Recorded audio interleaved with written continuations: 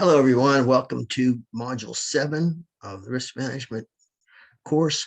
And in this module, this is going to be the first video of this module because we're going to cover a lot of stuff. This one, we're just going to cover the first 4 elements of PSM, or Process Safety Management. And you guys are somewhat familiar with it, having done some stuff in it. We're going to cover it a little more in depth in this module. So it's good. There's a lot to it, and there's going to be some questions at the end. So here we go. I'm going to share the screen with it. And all right.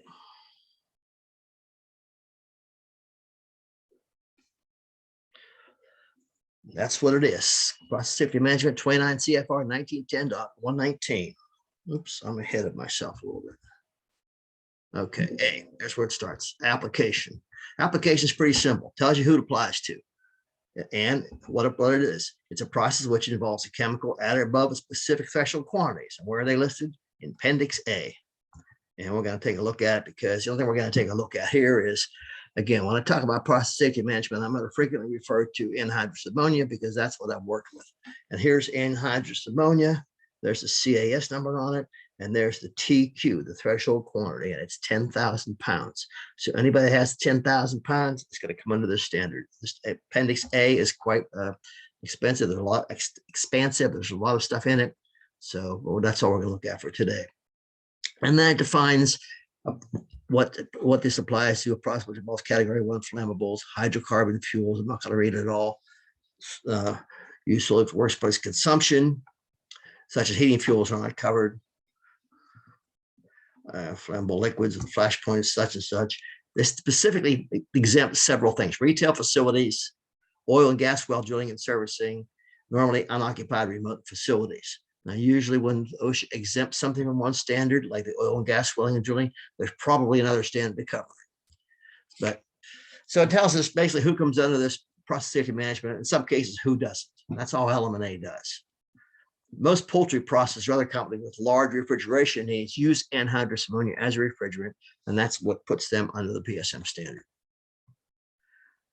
Section B is just definitions. That's all it is. Catastrophic release means a major uncontrolled emission, release, or explosion involving one or more highly hazardous chemicals that present serious danger to employees in the workplace. Facility means a building, containers, or equipment which contains a process. Highly hazardous chemical means a substance possessing toxic, reactive, flammable, or explosive properties and specified by paragraph A1 of this section. And here's the part of A1 right here. We just talked about something over it again. Hot work means work involving electric or gas welding, cutting, brazing, or similar flame or spark producing operations. We're going to talk about that a lot later too. It's element K of this standard, and it has its own place in OSHA 1910.252, which we're going to go into that one too. Normally, unoccupied remote facility means a facility which is operated, maintained, or serviced by employees who visit the facility only periodically to check its operation and to perform necessary operating or maintenance tasks.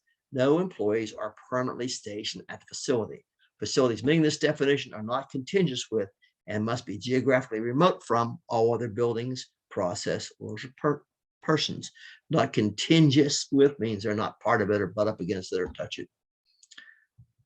Process means any activity involving a highly hazardous chemical, including a use, storage, manufacturing, or on-the-job movement of such chemicals, or combinations of these activities for purposes of definition, and a group of vessels which are interconnected and separate vessels which are located such that a highly hazardous chemical could be involved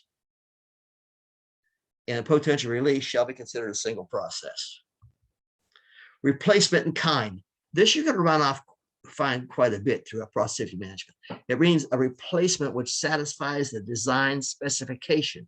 What that means is it has to be exactly the same as the one you're replacing. Now, it could be a different brand, but it has to have the exact specifications: input diameters, output diameters, everything, exactly the same specification. Again, this comes up a lot in practice because if it's not a replacement in kind, it triggers things such as management of change with pre-startup safety review. So again, it can't deviate one iota. Trade secret means any confidential formula, and we're not going to get too much into that either, because what this thing does, the trade secret part of this is it just makes sure that stuff can't be withheld, and use this as to withhold information. Frequently, facilities use this section to add any of the other definitions that they may use in their program if they have a program. So that's A and B. Now we're going to get on to part C, employee participation. Employers shall develop a written plan of action regarding the implementation of the employee participation required by this paragraph. A written plan. It's got to be in writing, in other words. That's the key. You can't just be doing it. You have to have a written plan to do it. Example, during orientation is a good idea. We covered it at OK Foods during orientation. A handout that they sign, maybe a short quiz they must pass. A PSM posting, we also did that. Annual refresher training. More for those actually engaged in it, such as minutes of PSM committee meetings. All employees can't be involved in all aspects of process safety management, but it's only fair to the employees to let them know they have hazardous chemicals on site and let them know what the company's doing about it. This is what we posted in every facility that had anhydrous ammonia at OK Foods. And you can see it has all the different elements of process safety outlined in it. Again, just let the employees know that we have it and we are doing something about it. And C2 says employers shall consult with employees and their representatives on the conduct and development of process hazard analyses and on the development of other elements of process safety management in this standard. Now, when it says meet with their employees, consult with their employees, doesn't mean you consult with every employee. That's just impossible. But the employees that are pertinent. Again, non-employees can be consulted on everything, but certain those in the area where PSM is critical can. Employers shall provide to employees and their representative access to process hazard analyses, and we'll talk about that later on, and to all other information required to be developed under this standard. Access doesn't mean they get a copy. They should at least be informed of what it is, where it's kept, and who they need to ask to see it. I've never had anybody do that. They have the right to. Just like any other standard, the first thing the inspector will do is ask to see the written plan. That's C. D is process safety information.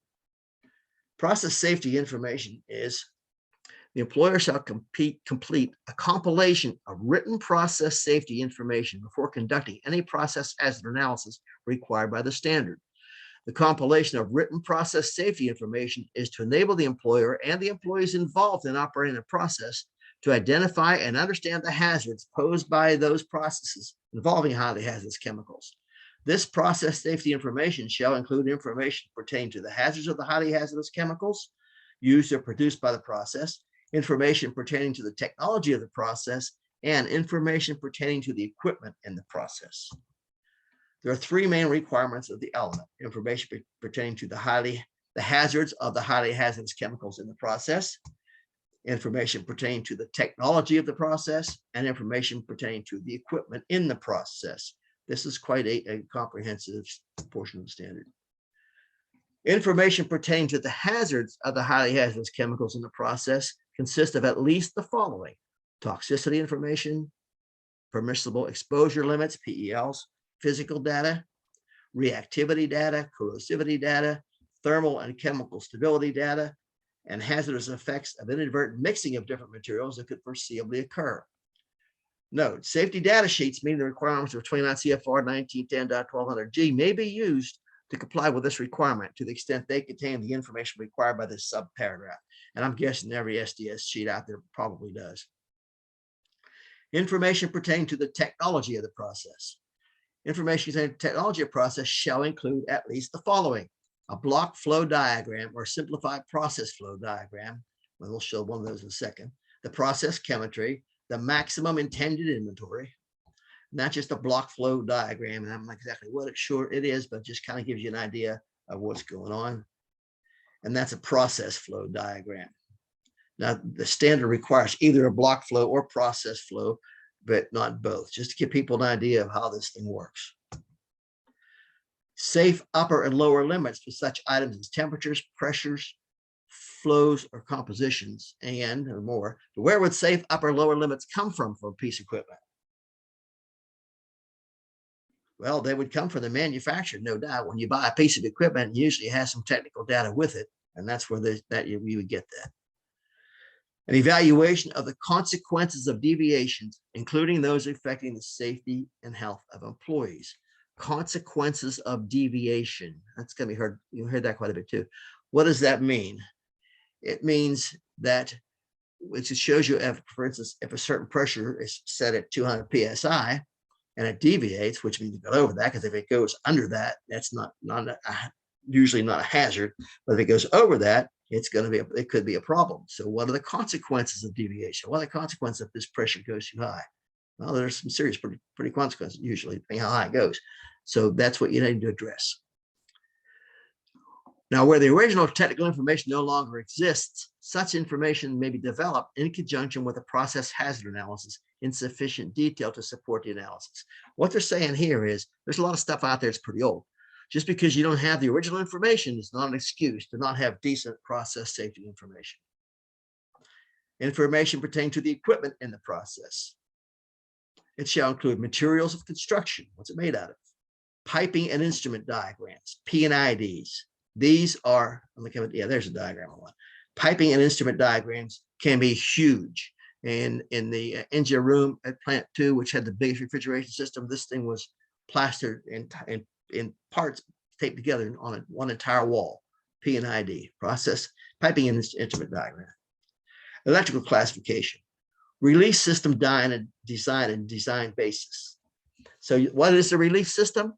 Well, every pressure vessel has a MAWP, maximum working pressure, and it has, or should have, a pressure relief valve on it. And most of them have dual ones, so if one doesn't work, the other one will. So when that pressure relief valve goes off, what happens is that highly hazardous chemical is going to go through that valve. Where's it going to go? Well, it's going to go in a relief system, and it's got to be designed properly to handle it. And usually the relief system carries it up above the facility, and it has to be at least 15 feet above the roof of the facility, the highest point where people could dig on the facility. So, and with that has to show, it's very important. Ventilation system design. Ventilation systems are critical too. If there's an ammonia release and it goes above a certain quantity, the relief system kicks in, fans come on, there's actually louvered like walls open up. So, and the design codes and standards employed. Material and energy balances for processes built after May 26, 1992, and safety systems like interlocks, detection or suppression equipment. They're all part of this. The employer shall document that equipment complies with recognized and generally accepted good engineering practices. Recognized and generally accepted good engineering practice. You're going to hear that a lot. For existing equipment designed and constructed in accordance with codes, standards, or practices are no longer in general use. Now, this is one stuff that the construction codes are out of date. The employer shall determine and document that the equipment is designed, maintained, inspected, tested, and operating in a safe manner. Recognized and generally accepted good engineering practices, that's commonly known as RAGAGEP, and it's pronounced just like it's spelled, RAGAGEP. Recognized and generally accepted good engineering practices. So they're putting a burden on the employer here. You can't get out of this stuff. Even if you don't have information on it, the stuff is old, it's no longer around, no longer available. That company isn't in business anymore. Tough. You don't get out of it. You got to have it.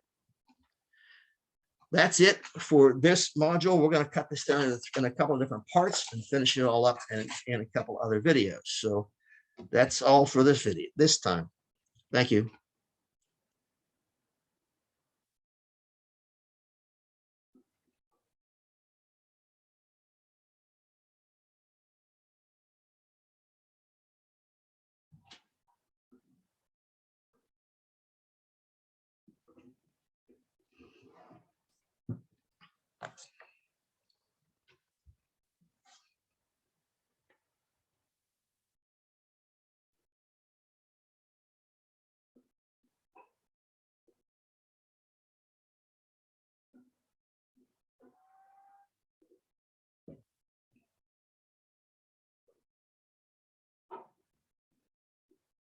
Don't tell me that didn't record.